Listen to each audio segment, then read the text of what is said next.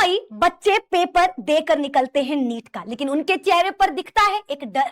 वो डर होता है पेपर रद्द होने का। उनके चेहरे पे दिखता है गुस्सा, वो गुस्सा पेपर लीक होने का। हाँ जी, बिल्कुल सही। अभी एनटीए के द्वारा प्रेस कॉन्फ्रेंस में बताया गया कि नीट का पेपर एक बार फिर से लीक हो चुका। 2024 वो साल जब हमारा नीट का पेपर लीक हुआ था, और एक बार फिर से 2026 में वापस से पेपर लीक हो चुका। लाखों छात्रों के सपनों पर एक बार फिर से पानी फेर दिया गया। जो बच्चे सपना देखे थे खुद को इस बार एमबीबीएस कॉलेज में पढ़ने का, जो माता पिता सपना देखे थे कि मेरा बच्चा इस बार व्हाइट कोट में निकलेगा, मेरी बेटी इस बार डॉक्टर बनेगी, मेरे बच्ची के नाम के आगे डॉक्टर शब्द जुड़ेगा, उनको एक बार फिर से एग्जाम के दिन का इंतजार करना होगा। उन्हें एक बार फिर रात और दिन मेहनत करना होगा, क्योंकि पेपर रद्द हो चुका। और किसकी वजह से? हमारे सिस्टम के वजह से, हमारी एजेंसियों के वजह से एक बार फिर से पेपर लीक हो गया। उस समय उनको कोई घाटा नहीं हुआ, लेकिन उन छात्रों के बारे में सोचो जो ड्रॉप लिए थे, उन छात्रों के बारे में सोचो जो दिन रात मेहनत किए थे इस एग्जाम के लिए, उन माता पिता के बारे में सोचो जो अपने बच्चे का इंतजार कर रहे थे सेंटर के बाहर खड़े होकर। और जब बच्चे बाहर निकलते उन्हें पता चलता है कि पेपर लीक हो गया, जब उन्हें पता चलता है कि एक बार फिर से पेपर होगा। और ये कैसे पता चला? तो मेरे दोस्त आपको बता दे, 3 मई 2026 को नीट यूजी की परीक्षा हुई, लेकिन परीक्षा खत्म होते ही एनटीए के पास एक चौंकाने वाली शिकायत पहुंची।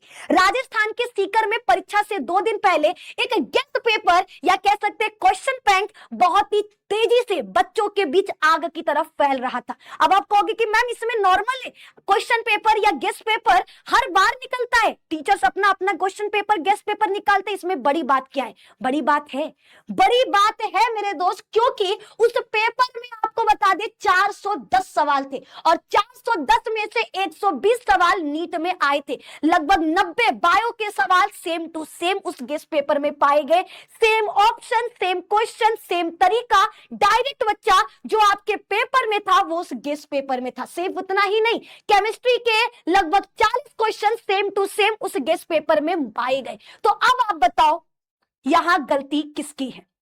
यहां गलती किसकी है? सवाल यही उठ रहा कि आखिर पेपर कैसे लीक हुआ?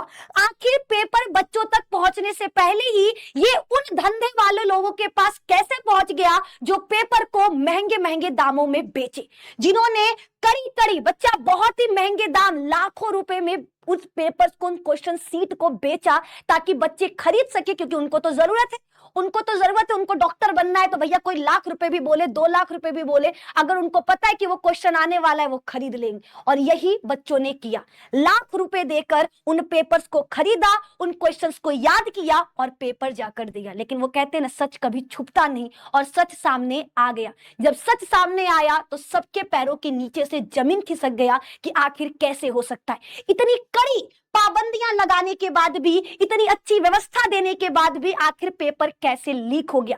कानून प्रवर्तन एजेंसियों की जांच के निष्कर्षों और एनटीओ द्वारा एकत्र किए गए इनपुट के आधार पर यह स्पष्ट हो गया है कि मौजूदा परीक्षा प्रक्रिया को बरकरार नहीं रखा जाएगा। यानी साफ है कि पेपर लीक के बहुत सारे सबूत एनटीए के पास चली गई है, एजेंसियों के हाथ लग गई है, और इसके बाद फैसला लिया गया है पेपर को दोबारा कराने का।